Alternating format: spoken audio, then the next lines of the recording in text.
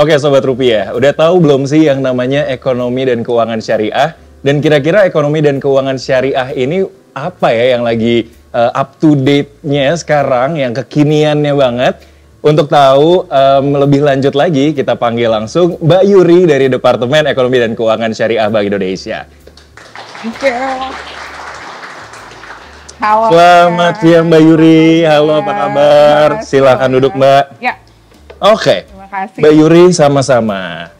Mbak Yuri, siang ini kita udah kedatangan banyak Sobat Rupiah yang dari tadi mukanya pada penasaran, pengen belajar gitu ya, soal ekonomi dan keuangan syariah. Terutama juga teman-teman yang di YouTube pastinya udah pengen tahu banget soal ekonomi dan keuangan syariah. Mungkin Mbak Yuri boleh cerita sedikit kali ya Mbak, kondisi terkini atau what's on gitu ya Mbak Yuri ya dalam ekonomi dan keuangan syariah di Indonesia. Silakan Mbak Yuri.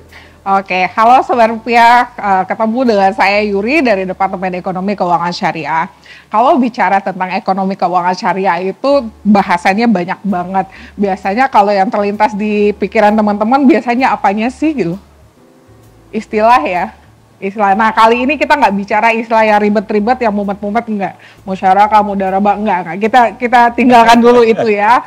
Nah sekarang gini, kalau kita bicara tentang perkembangan sekarang, biasanya kita selalu ada referensinya dong. Global Islamic Economic Index, biasanya itu yang jadi acuan kita. Oke. Ini adalah lembaga pemeringkat yang mengukur beberapa indikator terkait dengan perkembangan ekonomi keuangan syariah di dunia. Di antaranya apa? Misalnya indeks dari keuangan syariah, kemudian halal food, kemudian tourism, kosmetik, dan juga medicine, farmasi, dan sebagainya. Nah, Indonesia secara perlahan kita sekarang sudah ada di posisi keempat dari negara-negara yang antara lain UAE, Saudi, Malaysia, dan kita di nomor 4. Mudah-mudahan Indonesia bisa mencapai cita-cita kita untuk menjadi pusat ekonomi keuangan syariah dunia.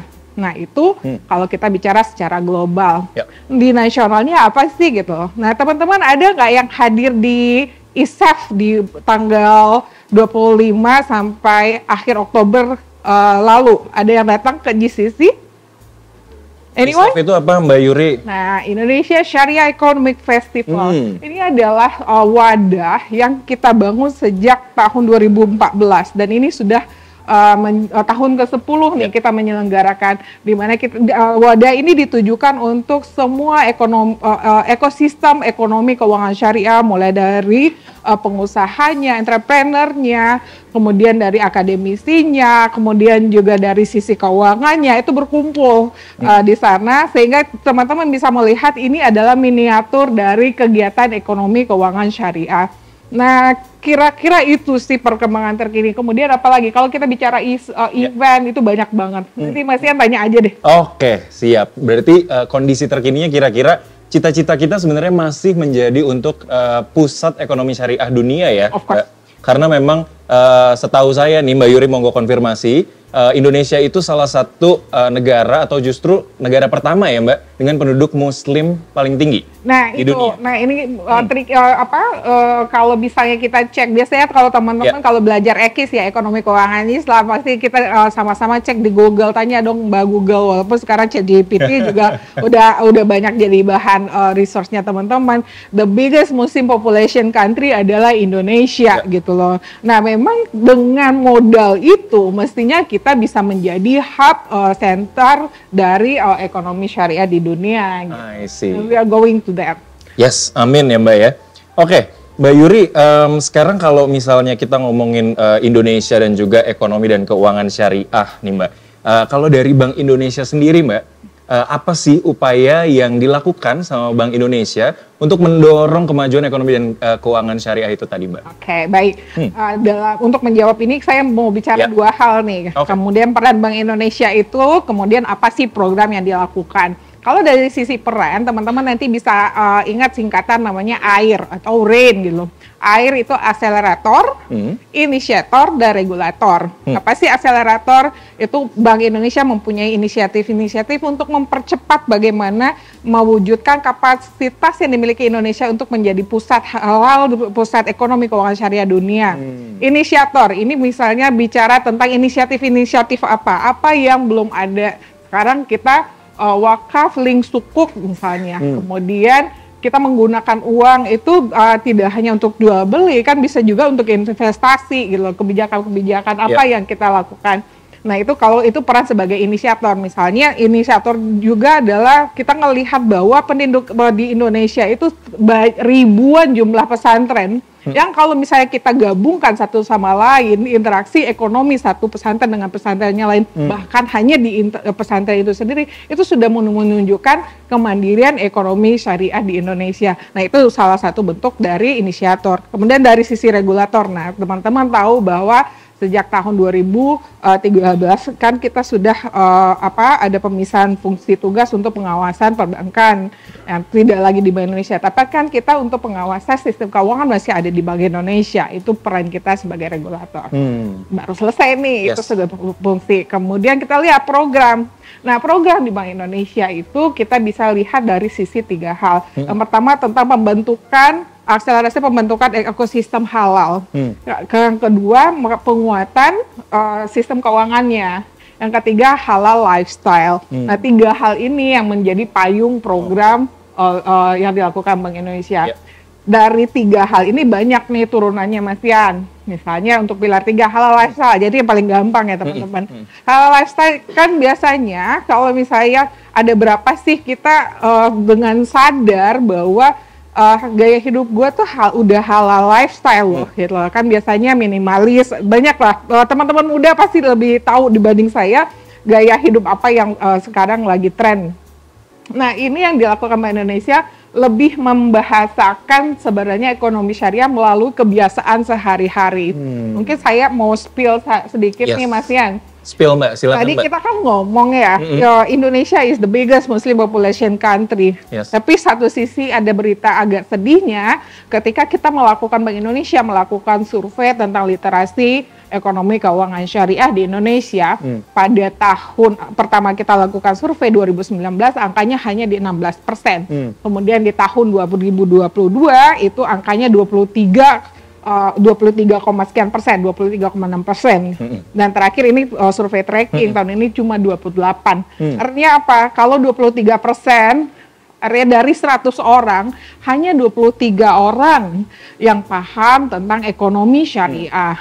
Sementara kita adalah the biggest Muslim population. Artinya ini yang perlu kita, ada dua kemungkinan. Memang kita nggak ngomongin masalah ekonomi syariah itu, atau kita memang nggak orang Indonesia kan kita orangnya humble ya gitu loh, nggak ngeklaim gitu teman-teman. Padahal kalau misalnya makan pasti ngecek nih label halalnya pasti dicek. Kemudian ada angsiu atau ada araknya atau apalagi elemen lain yang dicek oleh teman-teman. Nah ini kuisnya nanti ya. Apa sih kalau dilihat untuk ngecek kehalalan makanan dan produk itu apa aja yang teman-teman cek. Nah itu yang menjadi trade off di kita gitu loh. Makanya dengan ada literasi dan kerjasama kita dengan di majalah Bicara ini teman-teman jangan lupa baca ya. Ini kita berusaha untuk membawa supaya bahasan tentang ekonomi keuangan syariah itu sangat light dan sangat mudah diakses, sangat mudah dipahami oleh berbagai kalangan, khususnya kaula muda sobat rupiah. Mantap. Gitu, berarti literasi keuangannya teman-teman di sini tentang ekonomi dan keuangan syariah juga kita kasih nih ya Mbak ya. Tinggal baca. Bicara. Betul, tinggal baca majalah Bicara, download aja teman-teman. Dan ini ada pertanyaan terakhir Mbak. Saya penasaran soal upaya Bank Indonesia dalam mendorong ekonomi dan keuangan syariah Mbak. Kita ngomongin ke industri sekarang Mbak. Ada nggak sih industri apa yang ingin didorong, diprioritaskan oleh Bank Indonesia dan juga nanti struktur pembiayaannya Mbak? Itu yang paling penting sebetulnya. Gimana Bank Indonesia bisa mendorong UMKM syariah misalnya dalam mengembangkan atau turut berperan serta dalam mendorong ekonomi dan keuangan syariah. Silakan Mbak. Oke, baik. Sektor apa yang didorong saat ini? Balik lagi ke cerita tadi ya teman-teman, bahwa indikator-indikator yang diukur oleh lembaga pemeringkat itu antara lain adalah halal food. Kemudian industri fashion, kemudian pharmaceutical dan kosmetik gitu loh. Kemudian pariwisata halal. Indonesia adalah meraih peringkat pertama loh untuk pariwisata ramah Muslim. Kalau bahasanya kita ramah Muslim gitu, kita udah menjadi peringkat nomor 1. Jadi sektor-sektor itu yang kita dorong, makanan, pakaian, kemudian sektor turismenya kita dorong gitu loh, supaya itu mendorong kegiatan ekonomi kita yang berbasis syariah. Nah, satu sisi kan kita membangun ekonomi, ekosistem untuk kegiatan ekonominya. Tentu ini akan ditunjang oleh sektor pembiayaan, dalam hal ini perbankan dan saudara-saudaranya, lembaga keuangan lainnya gitu.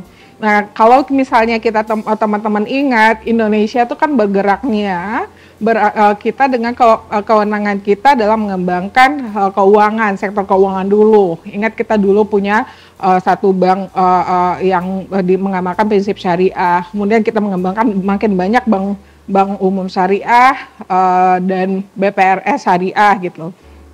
Kemudian unit usaha syariah. Nah, ini kita menjadi membalance nih kegiatan ekonomi yang kita dorong, sementara kan sektor keuangan sudah bertumbuh gitu loh. Nah, ini yang menjadi target kita supaya kegiatan ekonomi kita bergulir gitu. Mantap sekali. Terima kasih Mbak Yuri, terima kasih juga teman-teman semuanya. Semoga dari perbincangan kita tadi dengan Mbak Yuri ya, bisa memotivasi sobat semua untuk bisa jadi penggerak ekonomi dan keuangan syariah di Indonesia. Nah, pertanyaan selanjutnya sebetulnya Mbak Yuri, ada nggak sih sebenarnya usaha-usaha di industri halal yang sudah terbukti sukses gitu ya? Tapi kita nggak akan jawab di sini sekarang. Nanti teman-teman dan teman-teman yang nonton di YouTube kita bisa download majalah Bicara edisi 102 melalui QR yang tertera di layar ataupun bisa klik link di deskripsi video YouTube ini. Gratis ya sobat, jadi silakan langsung di-download saja. Kalau gitu terima kasih banyak Mbak Yuri atas waktunya siang hari ini. Terima kasih juga teman-teman yang sudah menyaksikan. Kita akan bertemu lagi di episode selanjutnya. Bye-bye.